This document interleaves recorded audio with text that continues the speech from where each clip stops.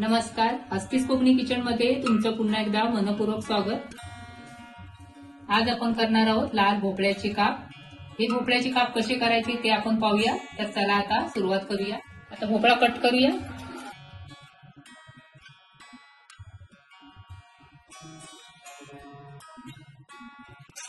त्यानंतर वरचा भाग काढून टाकायचा आहे,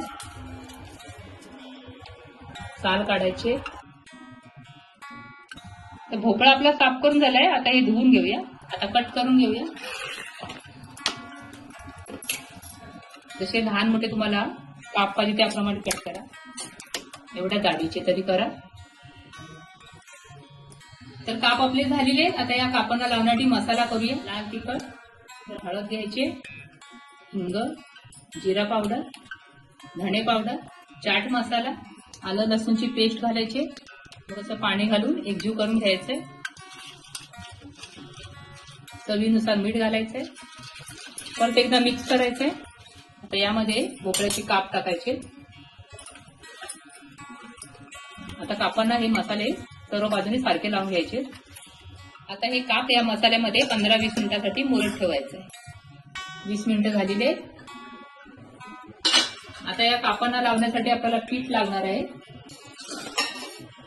तर इथे तांदळाचं पीठ घ्यायचंय आणि यामध्ये चणा डाळीचं पीठही घ्यायचंय, म्हणजे बेसन घ्यायचंय। आता हे दोन्ही पीठ आपल्याला एकत्र करायचे।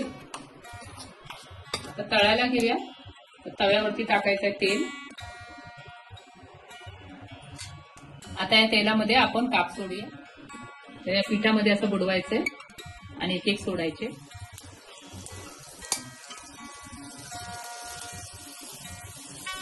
यावरती ठेवायचंय झाकण। आता 2-3 मिनिटांनंतर आपण पलटवून घेत आहोत।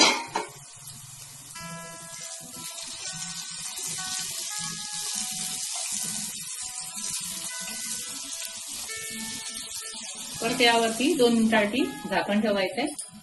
2-3 मिनिटं झाले, झाकण काढायचंय, पलटवून बघायचंय।